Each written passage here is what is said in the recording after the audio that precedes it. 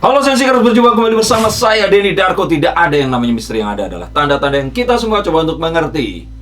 Frisly Herlin dan Jordi Onsu akhirnya menyatakan cinta di studio XX1 di Bilangan Senayan, Jakarta. Diliput oleh beberapa media dan akhirnya hubungannya sekarang resmi. Mereka berpacaran setelah sekian bulan ini TTM-an, teman tapi seperti itu. Apakah memang hubungan ini akan bergulir lama ataukah akan seperti hubungan Frisly yang sebelum-sebelumnya? Nah, Frisly ini dikenal bukan artinya dia ini apa ya, tapi selalu kurang beruntung dalam percintaan. Jadi hubungannya nggak pernah lama. Dan ini membuat, kalau saya pikir nanti akan lihat di kartu lah seperti apa di situ. Tapi hubungan ini sepertinya akan jadi hubungan yang dan untuk kalian semua yang menantikan sesuatu yang negatif di sini, saya buka kartunya, nggak ada, karena memang mereka berdua ini cocok semuanya, keluarga oke. Dan jadi kalau yang nunggu ada yang negatif-negatif, ada satu drama di sini, segera udahin videonya karena nggak ada seperti itu. Nah, kalau yang akan berharap mereka ini happy, bahagia, dan bisa mengambil satu atau banyak nilai yang akan bisa kalian adopsi untuk kehidupan kalian, stay tune di sini. Sebelumnya silakan subscribe, silakan di like, dan please nyalakan tombol loncengnya agar kalau saya update seperti ini kalian akan bisa langsung tahu dan kita bisa mengambil hal-hal positif dari kehidupan percintaan para selebriti ini. Oh ya, dan saya juga membuka konsultasi untuk kalian semua yang ingin bertanya, affordable, harganya terjangkau, silakan telepon, nanti akan bertemu langsung bersama saya. Oke. Yang pertama, ini kayaknya memang ya ini couple yang memang diharap-harapkan. Dan sejak awal semuanya sudah setuju kalau mereka ini cocok gitu loh. Sama-sama latar belakangnya cocok, ada latar belakang Tionghoa di situ. Terus budayanya juga cocok, sama-sama punya satu apa ya? Kalau saya bilang dua orang ini walaupun entertainer, kayaknya mereka ini sederhana gitu loh, nggak glamor gitu loh. Kita nggak melihat kalau mereka ini sering ada di acara-acara tertentu, terus mengenakan baju-baju yang ya, kalau Frisly mungkin karena masih muda, tapi saya lihat Frisly sampai kapanpun juga nggak akan terus tampil kayak ya terbuka-buka, seksi-seksi seperti itu. Dan ini kayaknya cocok dengan kriteria yang dicari oleh Jordi. Saat mereka ketemu, kita langsung akan tahu bahwa this is made in heaven. Jadi kayaknya mereka berdua ini memang cocok untuk bersama. Dan sejak memang saya termasuk teman kerja Frisly, itu pun melihat bahwa hubungan mereka pun ini benar-benar kayak ayam begitu saja. Kalaupun ada sedikit berantem tuh bukan berantem, tapi kayak Jordi ini orangnya itu memang perhatian banget. Dan Frisly ini karena memang masih muda, ngerasa kalau kayak kadang-kadang kalau ditelepon gitu, loh ditelepon ini, telepon lagi dan sebagainya. Tapi ya saya bilang kalau memang itu adalah sesuatu yang ya namanya orang perhatian kan seperti itu. Tapi ini adalah sesuatu yang memang bukan berantem. Jadi akhirnya ini malah kemesraan jenis yang baru, yang saya pikir inilah yang membuat akhirnya mereka berdua ini, yang Jordi menyatakan, Frisly pun langsung menerima. Dan kalau dilihat dari videonya itu kayaknya ditungguin oleh banyak sekali manusia di Indonesia. Ini adalah satu jenis hubungan yang akan mungkin akan berakhir di pelaminan juga. Dan kita akan lihat apakah kartu saya ini memang nggak meleset. Dari kartu ini terlihat bahwa mereka berdua ini akan cocok untuk bersama. Dan memang dari kartu ini juga dilihatin kalau Frisly ini memang nggak terlalu beruntung dalam percintaan. Selalu ada permasalahan yang akan muncul. Tapi permasalahannya ya khas dua anak muda yang saling mencintai, terus kemudian ada seseorang yang lain atau apa, bukan sesuatu yang berat. Dan ini terus kemudian kayaknya menemui Jordi ini adalah hubungan yang serius, dimana dia memiliki satu romansa atau satu percintaan dengan seseorang yang merupakan rekan kerjanya, cari duit bareng. Nah, kalau bisa dibilang ini adalah sesuatu yang di hubungan ini pun, ini mereka berdua ini sama-sama kuat gitu loh. KBP memang sudah ada, dan saat Frisly masuk memperkuat itu tadi. Dan hubungan mereka ini nggak kayak seseorang yang di-hire oleh orang yang lain. Mereka berdua ini kayak memang saling memiliki. Jadi Frisly itu pun nggak merasa profesional saja, tapi ternyata memang ada perasaan yang juga diterima.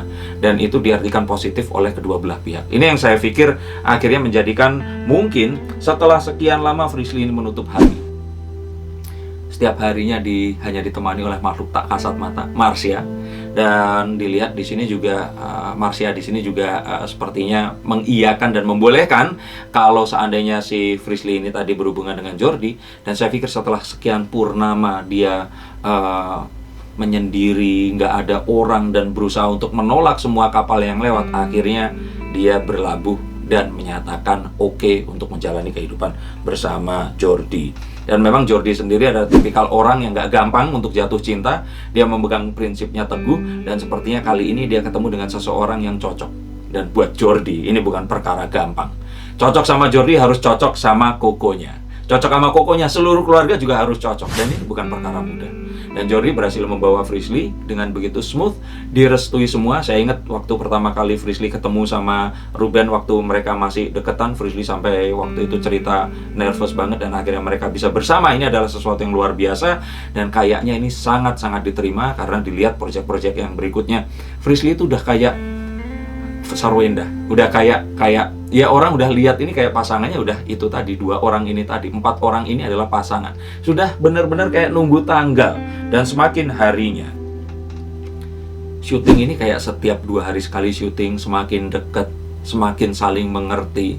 Mungkin kita akan lihat episode berikutnya ini Frisly dijemput sama Jordi ke rumah, diajak ke lokasi syuting sampai selesai, kalau diantar. Kalau dulu masih pulang sendiri-sendiri, kayaknya ini akan seperti ini. Jangan-jangan nanti syuting Tak Kasat Mata juga diantar dan dijemput sama Jordi. Tapi saya pikir ini mungkin saja terjadi karena memang arahnya sekarang menuju ke sana. Dan semua orang kayaknya menantikan, semua orang ini baper, semua orang kayak akhirnya ini terjadi itu kayak pecah bisul. Akhirnya terjadi gitu loh. Saya pun juga begitu, teman-teman di Tak Kasat Mata juga begitu. Semua langsung menyelamati, mengucapkan akhirnya, dan di antara banyak sekali kesedihan yang dialami oleh Frisly, termasuk dulu kemarin itu di awal tahun, di akhir tahun 2020 diharapkan channelnya kembali, tapi ternyata tidak. Ternyata ada sesuatu hal positif yang akan terjadi pada kehidupan seorang Frisly Herlin. Jadi nggak terus-menerus itu mainnya cuma nama setan, nama hantu. Saya akhirnya ikut bahagia. Ini adalah sesuatu yang luar biasa, dan nanti hubungannya ini akan berjalan sangat-sangat cepat, akan lebih cepat daripada sebelumnya. Semuanya akan terjadi benar-benar kayak loh, tiba-tiba kita udah di sini. Kayaknya sih mungkin akhir tahun atau awal tahun depan bakal ada lamaran. Ada sesuatu yang mungkin sudah melangkah ke yang lebih serius lagi. Saya lihat Jordi bukan tipikal orang yang mau untuk nunggu-nunggu. Peluang ada, sikat, seperti itu. Dalam bisnis maupun dalam percintaan. Walaupun Jordi di sini benar berhati-hati saat mendekati Frisly, tapi saya pikir sih saat Jordi mendapatkan Frisly ini, dia juga dapat istilahnya barang bagus. Sesuatu yang benar-benar ceweknya nggak neko-neko, baik, cantik, berbakat, dan memiliki semua hal yang diinginkan oleh seorang pria yang mapan. Dan dia pasti juga memikirkan gak pengen ketemu sama wanita yang hanya ingin hartanya saja.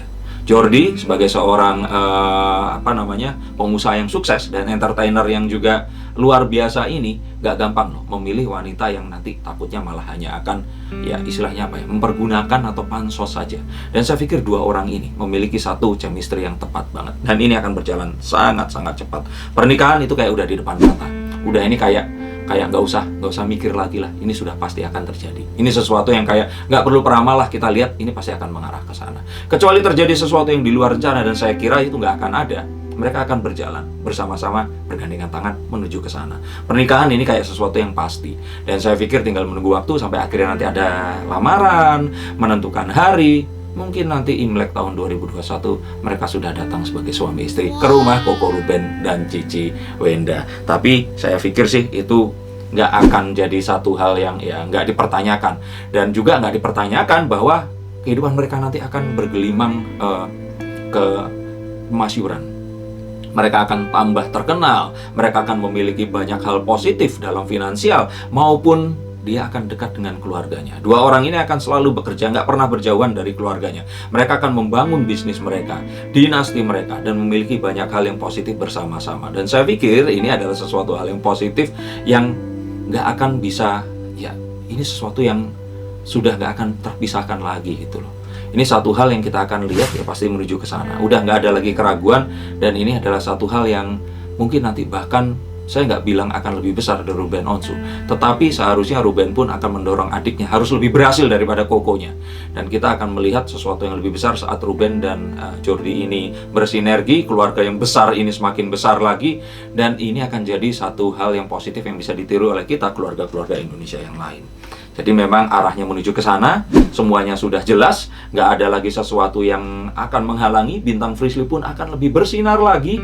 Dia akan memiliki beberapa bisnis di beberapa bidang dan akan dikenal orang lebih jauh lagi. Dan orang-orang akan memiliki satu alternatif bahwa ternyata menjadi seorang entertainer itu nggak harus glamor, nggak harus pamer kemewahan. Dengan kesederhanaan pun mereka akan tetap memiliki sebuah prestasi yang akan mereka banggakan, dan itu akan selalu menghiasi. Dan saya pikir nanti kalau ada yang bertanya kira-kira akan memiliki anak atau tidak, iya.